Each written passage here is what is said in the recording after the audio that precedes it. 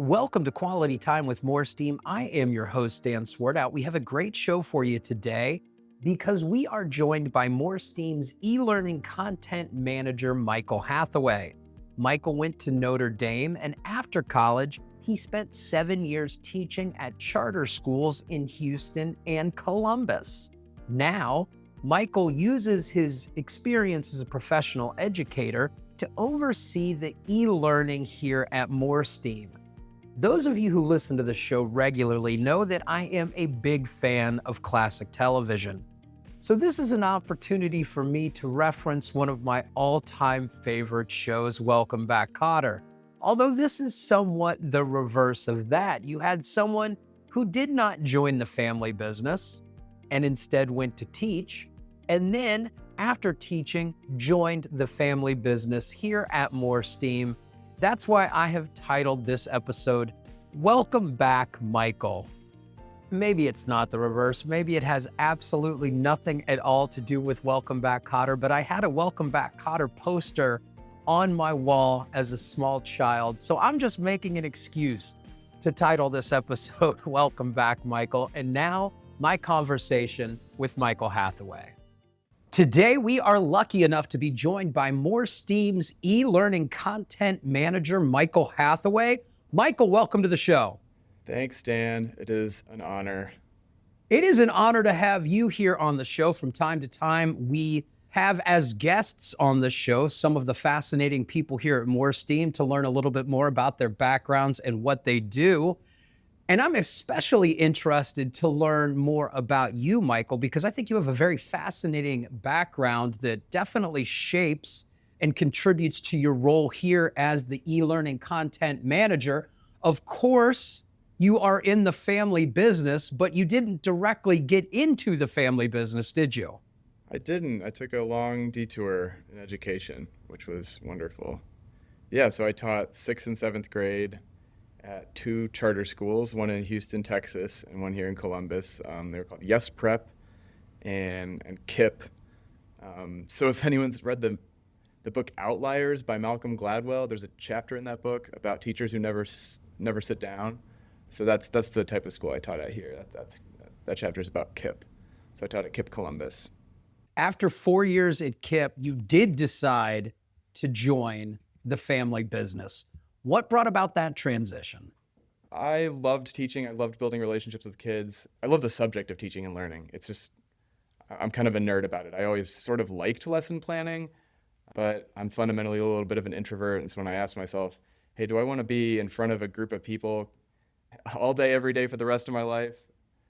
The answer was a pretty clear no. Like, I loved it, but it was really properly exhausting. But I really, I love the subject of teaching and learning. I love being in the field of just helping people learn stuff that matters and making that experience as effective as possible. So you're now the e-learning content manager at MoreSteam, which definitely with your teaching background must help. How has that transition happened? The lessons that you've learned as a teacher, how do you use them here as the e-learning content manager at MoreSteam? Something I really loved about these schools I taught at was that there was a lot of rigor around designing really well-crafted, thoughtful lessons that were well-aligned from, backwards planning from, hey, what do our kids need to master? What's it going to look like on the state test? What does mastery look like? And how does every single minute of each class contribute to the goal of a student mastering that objective? And so from the minute you introduce a topic to the time you assess their ability of that topic, like everything needs to be laid out as well as possible so that each student's journey from beginner level to master level is as smooth as possible, and that they remember and hang on to those skills for as long as possible, right?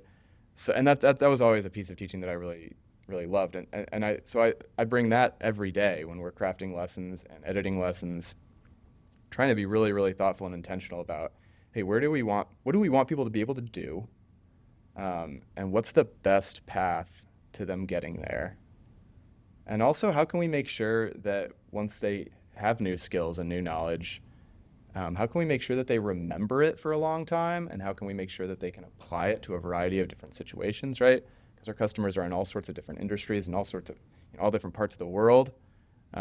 So I love trying to bring that intentionality to our e-learning, to our simulations. Yeah. Is there anything, because I'm sure you take the things that you did as a teacher that were successful and use those in creating the e-learning content here at MoreSteam. But as we both know, process improvement is not just about always building upon what's successful.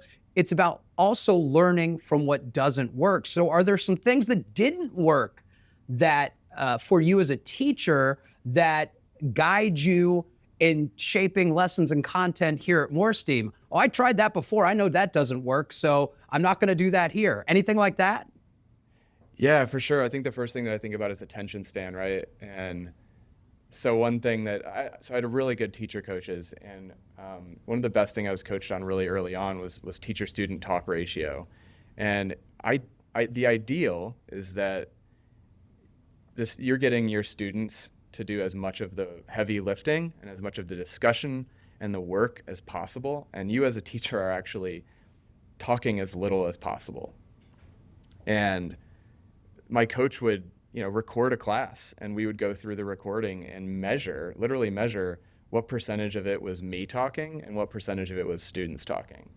And, this is the ideal is sort of like 20% teacher talk and 80% student talk. And that's really hard to achieve. It takes a lot of different strategies to achieve that. So something I took away from that was, I want our learners to be as active as possible and practicing in as hands-on a manner as possible. And especially in this industry, it can be tempting, just as tempting as it was in the classroom, to sound off on a topic and hold forth for a while. But I know from my experience in the classroom that you got to keep it short and sweet, and you got to get people like getting their hands dirty and trying something and practicing something a lot sooner than you think in order for them to stay engaged. So I think that factors into the balance that we try to achieve of instructional material and practice exercises and little checks for understanding or little ways of interacting with the lesson, so that you're not coming in and just basically reading a textbook. You're actively engaged in quite a few different activities as the lessons progress. Knowing that this was the family business and e-learning and Lean Six Sigma, did you ever try to incorporate anything with continuous improvement when you were still teaching in the middle schools? Certainly not explicitly, but I didn't have to, because the schools that I worked at, they just had continuous improvement baked in a lot of ways. They didn't call it Lean Six Sigma or anything like that. But I mean, let me back up just a little bit. So, these communities that I was teaching in are in, these traditionally underserved neighborhoods. And so, like, these are areas that have been facing structural barriers for decades and decades. And because of that, the educational outcomes in these neighborhoods have been really low. And there's just a lot of need and a lot of hope for better opportunity and for better educational outcomes. And so these schools in these neighborhoods are profoundly mission-driven schools. They are aware that the stakes are really high, and the stakes being as high as they are, every minute counts, right? I mean, we are really trying to squeeze as much educational juice out of every minute in the classroom because we have high goals, right? We want to get as many kids to college as possible, or if it's not college, the real goal is a life of opportunity and choice, right? And so that's a lofty goal, to promise kids and their families, like, hey, we want to deliver a life of opportunity and choice through education. And so with that mission, with that goal, it's kind of natural that these schools would have this continuous improvement mindset. It's just, hey, we got to try stuff. We got to work really hard. If it's not working, we want to find that out fast. We want to adjust fast. It's kind of like, there's kind of like some PDCA in there. We're going to work hard. We're going to get feedback as quickly as possible about how students are doing. We're going to adjust as quickly as possible because we do not want to waste time, right? We're trying to make meaningful promises to kids and their families, and we don't want to waste their time. So what that led to was this culture of work hard, learn fast, adjust faster. I mean, I could go forth for quite a while on this subject because there were so many things at both schools that we did to stay nimble and to stay really responsive to our kids and their needs. So there were loads of systems that were just designed around making the experience as effective as possible, so we could effectively serve our families and our communities. When you first were diving in to the book of knowledge, to this field, did you immediately start making those connections between what you were looking at now and what was happening at your schools as far as continuous improvement?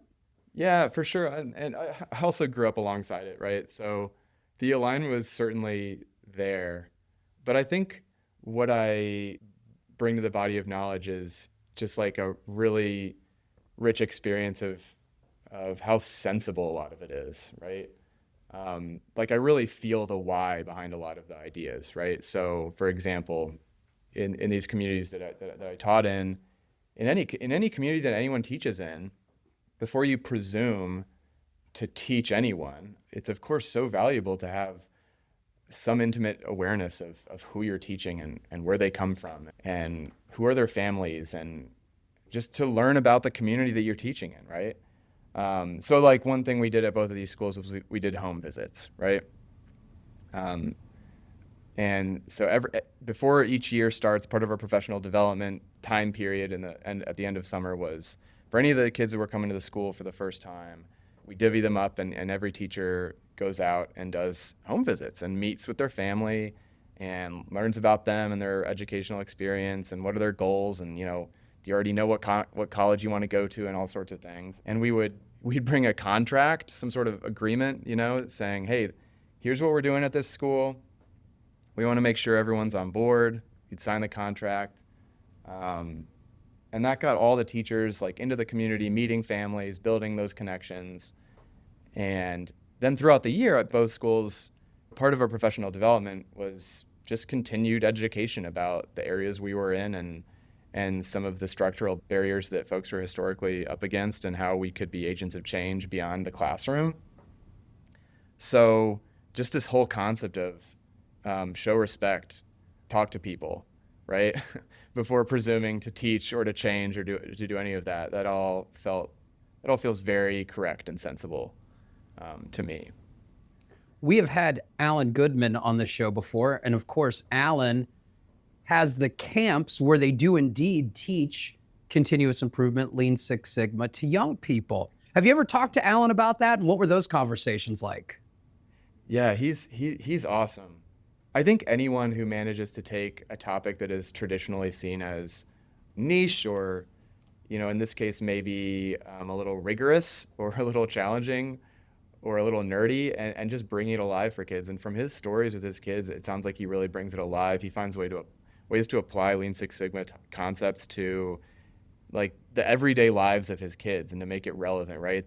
He's not just asking them to kind of imagine themselves in a business context or in some other industry one day. He's really bringing the ideas to whatever kids are engaging with in their daily lives. And it's also very project-based. He's doing really cool stuff with that. And when I was teaching mostly English, but a little bit of social studies and science in there, I didn't have like a ton of flexibility in the curriculum, but it does kind of make me wish that I could have had more opportunities to weave some of this stuff in, because it's pretty interesting. No question about that. And let's go and focus a little more on what you do here at MoreSteam now. E-learning content manager, creating the e-learning content. How do you, because you're teaching people how to use data, how do you use data like feedback or quiz results to refine your lessons and make them more effective? Yeah, I love doing this. We do so much of it. I think most people have the unique problem today of having more data than they know what to do with. But we've got a lot of good data. We definitely, on certain regularly scheduled intervals, we're pulling data on like exam results, on quiz results, on practice results, and we're trying to identify, hey, what questions are people doing really poor on, where it's probably not the student's fault, it's probably the question's fault, or maybe the content needs to be a little bit better. So we're regularly trying to look at learner results on our assessments to figure out, hey, where is this a content issue or a question issue? So we can keep on kind of trying to fine tune all those things to get them in a sweet spot of challenging, but not too challenging, and difficult, but not tricky, right? So that's ongoing.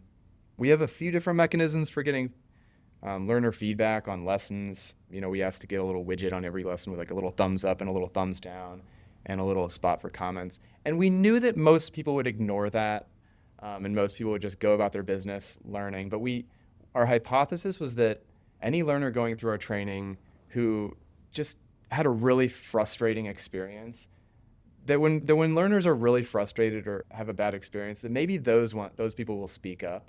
And we wanted to give those people an outlet, because that's something I really want to know is like, hey, where were you really frustrated, or where did you feel something was unfair?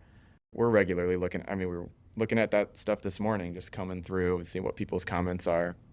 We've got surveys at the end of every quiz. We try to look at all of it. We try to prioritize accordingly.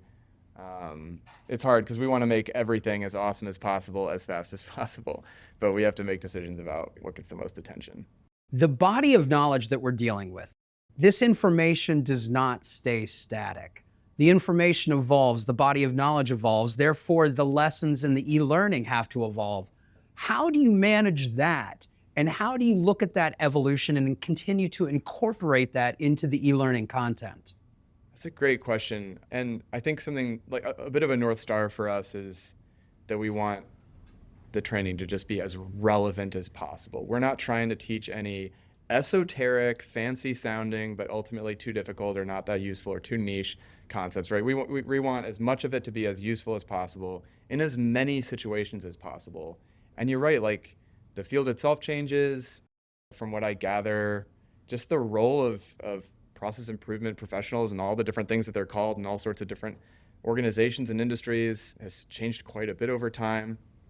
We know that most people doing this work don't have as many resources as they want to have, or as many people as they want to have. People are juggling their improvement projects and their role as maybe a green belt or black belt with their primary responsibilities. So we definitely want to keep that stuff in mind. I would say the way that guides us is that with any given topic, we want to focus the most on the pieces and the concepts that are as universally applicable as possible. And we want to be very cautious and spend as little time in the weeds as possible. And when there are important minutia, we want to signal to our learners like, hey, you're getting into the minutia here. These are the details, right?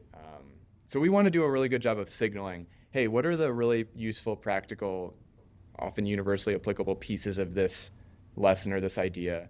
I'm thinking of a lesson we're working right now on articulating like the business case for a project. And, at some organizations, you might have a tiny little box in a project charter for your 1 to 3 sentence business case. But someone else might be at an organization or maybe working with higher stakes projects where they need to articulate something a lot more thorough, right? So in that lesson, we're working on trying to really distill, like, what are the essential parts of a good business case, so that whoever you are, kind of what the categories or what the buckets of information are. And then from there, we'll give you different examples of how you could express that in a really simple way, and then also examples of what that might look like if you were being a lot more thorough. But either way, we want to give you what you need, so that you can then tailor that to your audience. That's just one example where we would try to figure out what is the most distilled, universally applicable, practical idea or list of ideas, and then trying to name for people like, hey, depending on this, that, or the other, you might have to tailor this to an audience or a situation or a problem. And we want to try to give people examples of some of those things so you can see how one idea or tool might be used in different contexts, right? So you can transfer that knowledge from the e-learning to the real world. So that's definitely on our mind. One of the things I find very fascinating about continuous improvement are the soft skills, the people skills. Are you working to incorporate more of that as that becomes more of a focus for certain segments, maybe away from manufacturing? Yeah, I totally agree with that. I often think about how there's probably plenty of people who can learn some of the statistics and all these tools, but fundamentally, I think in a lot of situations, just someone's ability to get stuff done. And yeah, like those soft skills of working with people, persuading people, building relationships, knowing how to apply the right amount of pressure in the right places to get what you want done. Yeah, I totally recognize that stuff is probably 80% of people's success, right? And it's also tricky because Right. it's really hard to teach that stuff. You can't really read a book and just become a fundamentally different person in the way that you interact with humans, right? There's a huge multi-billion-dollar industry dedicated to like self-help and leadership and all these things. And I don't think anyone's cracked it, right? Right. We're definitely thinking about it. Like I think about how in The Sims, there's this element of if you want to get any of the data for the processes in our simulations, you have to go and like click on the people in these virtual gembas and you have to watch little video interviews with them. And so we try to place a little, like through that, we try to place some good, healthy emphasis on going and talking to people and asking questions and not being afraid of that. That's something we're doing right now, but one reason we're excited about AI is that I think it'll maybe open some interesting doors when it comes to like practicing certain soft skills. So I can see us, I'm sure people are already doing this, like developing practice exercises where you're talking to a trained AI bot that's been trained to kind of like behave in certain ways that are really common out in the world, right? And so where you could practice using certain soft skill techniques, that all feels very exciting and possible all of a sudden. So we're definitely brainstorming how to incorporate some of that stuff. Because I totally agree with you. That's so important. It's hard to teach. It's hard to practice. It's exciting that new technology is maybe going to make it a little bit easier, right? No, absolutely. I keep thinking about how fascinating it is that you've gone from being a professional educator of middle school students to a professional educator of professionals in the business world. And what's something you've noticed about motivating middle school students that also applies to professionals learning Lean Six Sigma, continuous improvement, and how do you use that in your work? Okay, so my first year at KIPP, when I was having a really hard time adjusting and I was working my butt off and not getting better as fast as I wanted to, there was an amazing teacher who worked right next door to me, Sarah McDonald, and her classroom was calm and focused, and it was just a really good place to be, right? And so, watching the students that came into my classroom go and just be just angelic in hers was frustrating and also awesome, right? So talking to her, I remember asking like, how do you achieve this kind of calmness in your room? And she attributed her success with our sixth graders to the fact that she'd been a second grade teacher for a really long time. And she said that spending a lot of time teaching really little kids taught her to break stuff down real clear and into, her economy of language that was the term we used. Like her economy of language was on point. She never said more than she needed to. She was really thoughtful about how she gave directions, about how she gave instruction. And I think she felt that bringing that to sixth grade meant that whatever she was teaching that was new, or whatever new routines and procedures or behavioral management techniques that she was delivering, it just went over better because she was breaking it down more and saying it in simpler terms. And I think that applies to adults too. And I don't mean that like in a condescending way at all. I just think most of us would like information broken down a little bit better and a little bit more clearly more often, right? And so especially for complicated topics, I always have that in the back of my mind. Like if I think I'm breaking it down enough, I'm probably not. I should probably break it down more. I should probably use simpler language whenever possible. And so you asked about motivation, and that's a little bit different, but I think that when we feel comfortable in a learning environment and when we don't feel overwhelmed by new complexity or by like a fire hose of information, that plays into how easily we're going to learn something, right? Yeah, I think about that a lot. Yeah, one of the things that I have found so fascinating about doing this show is how similar themes, similar ideas, similar concepts work in so many various fields. And as you were talking about economy of language, we used to talk about the exact same thing in stand-up comedy. Uh-huh. Economy of words. That's what we would Yep. call it. Economy of Yep. words, meaning when you deliver the setup, you want to deliver the exact amount of words necessary for the punchline to hit. And if you use even one word more than is necessary, the Yep. punchline might not hit as hard. So you just want to pare down that setup so that the setup is exactly what it needs for the punchline to hit. And the shorter the setups, the more punchlines you have, the more laughs per minute you have. Because there was always this kind of almost Yep. analytical approach to stand-up comedy and the number of laughs per minute. And so that all plays a part of it. And as you're talking about that, it took my mind back to that. And then it takes me back to all the episodes we've done where people are talking about similar things in manufacturing, healthcare, computers. It's truly fascinating, Michael. Well, and there's like a multiplicative element too, right? So if you're perfecting a joke and you're going to different venues and you're on tour or something like that, whether you do that poorly or really well, then plays out a whole bunch of different times, right? And so if I could get the directions right for one thing, I'm going to teach that same class 4 times, right? So I'm either going to have some distracted kids because they didn't understand me, or I'm going to have some kids who are on point because I honed my language appropriately 4 times, right? For the whole day, over and over again. Over and over again, like every episode containing this short break. MoreSteam's enterprise process improvement platform includes the tools, training, and software you need to transform your organization into a problem-solving powerhouse. Join the ranks of Fortune 500 companies that trust MoreSteam for their enterprise process improvement. Visit moresteam.com to learn more. And now back to my conversation with Michael Hathaway. Michael, one thing I'd like you to tell us about is you brought another fellow professional educator and a friend of yours onto the e-learning content team, Mel Coyle. Could you tell us a little bit about how that came about? For sure. Yeah, Mel and I taught together at KIPP actually, and we got along really well there. We both taught English.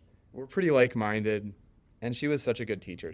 One of Mel's strengths is that she's 100% invested, and she's 100% invested in, I want to say like the customer, but at the time it wasn't the customer, right? It's the kids, right? It's like she was so authentically invested in making sure that her kids had the best educational experience possible, and she would always look at a lesson through the lens of our students, and she had a really keen eye for, where's misunderstanding going to come up, what's going to be hard about this, what are going to be the pain points that we need to work around, that we need to explain better. And she really brings that thoughtfulness to the work we do here. She's always got our customer in mind. She's really looking out for folks who don't come from a math background, who are not engineers, who are trying to learn all this new content, and it's hard. There's a lot of math and data and analysis, and she's really just looking out for them because she wants them to have a good experience and feel really successful and confident at the other end of the training. So I'm so grateful for that all the time, that I get to come to work with a good friend who works hard. We're like-minded. We have a really good time nerding out about teaching and learning together. Yeah, it's awesome working with her. What do you see? You talked about it a little bit when you mentioned AI and technology changes. What do you see as the real future and evolution for e-learning content delivery in the areas of Lean Six Sigma, continuous improvement? How do you see that 5-10 years down the road? Gosh, good question. I'm not too much of a futurist. I mean, something that we're really excited to have right now that's pretty simple but useful, I think, is if you answer a question, you can click a button and get like an additional explanation from Hexie, Right. our e-learning tutor, about why you missed it, or why something is wrong. Or you can use Hexie to say, hey, I would like an example of this, of how this works in my industry or in my role. Mm-hmm. Right? So I love the fact that we can use AI to add some personalization, because it's often really hard to learn something if it's being taught in a context that's foreign to you, right? Whether it's being taught in a manufacturing setting and you're in a healthcare setting or whatnot. So I love the ability to offer better personalization there. I use it to learn all day, every day, right? So if I'm trying to hone my understanding of a topic, like the fact that you can ask all your stupid questions without any fear of judgment or without worrying about, it's patience, right? Like I can ask the same question again because I didn't get it the first time, or like, wait, sorry, could you say it a different way? The unlimited patience, the personalization, the kind of meeting you where you're at, all that stuff is really, really exciting when it comes to teaching and learning. I mean, you gave a long time period there. So like thinking like way farther in the future, I'm excited by a few things. I like the idea of using a sort of Socratic style assessment for folks. Uh-huh. Like multiple choice tests just have a lot of limitations. And when I was, when I was in college, I had oral exams where I had to be able to talk toe to toe with my professors about the texts that we read. And I just always felt that was so scary, but I always felt that it was such a fair and useful assessment of what I retain and what I'm able to communicate myself. And so, I don't know if this goes anywhere, but I love trying to figure out some way to train AI to do a sort of oral exam with people to test their knowledge of some of these tools and skills, because I think that would allow us to tease out on a much more granular level what people know and what they don't know, because when they miss a multiple choice question, it could often be for a whole bunch of different reasons, right? Mm-hmm. But through conversation, through communication, you can get at the nuances of a topic, and you can really bring in what we talked about earlier, like the soft skills component. Like it's not just, do you know this stuff? It's also, hey, can you talk about it with people? Because you're probably going to need to do that, right? It's not enough to know how to use these stats tools. You're going to have to communicate about them and about what the results mean and all sorts of stuff. So who knows? That's kind of exciting to me. I like how you talked about talking with AI and AI won't judge you. I have often found that I often have to tell AI to stop being so flattering. Not everything I Yeah. say is brilliant. There's a lot of things I say that are, you should judge a little more harshly. Dan, that's a great I point. know, right? And you're pointing out something that touches at the very heart of this issue. Look at me a little more skeptically, Yeah, would you I know. please? Yeah. Michael, Yeah, you can actually yeah. Michael, this has been a fantastic conversation. I'm really excited we had the opportunity to introduce the world to the professional educator, and you and Mel, professional educators who are really the driving force behind the e-learning content that we have here at MoreSteam. This has been a truly fantastic conversation. We talked about a lot of things. I've learned a lot. Thank you so very much. I appreciate you being on the show. I hope as we continue to evolve in the e-learning content offered by MoreSteam, we can have you back on the show again sometime in the future. Michael, thank you so much. Yeah. Appreciate having you here. Yeah, thanks for letting me nerd out about teaching and learning. And thank you for listening to Quality Time with MoreSteam. You can email the show at qualitytime@moresteam.com. And if you enjoyed the show, please leave a rating or review on your favorite podcast service. Also, please go ahead and visit our website, moresteam.com, to learn about the software and tools that can help you solve problems, eliminate waste, and do things better. We'll be back in 2 weeks with more Quality Time with MoreSteam. Thanks again.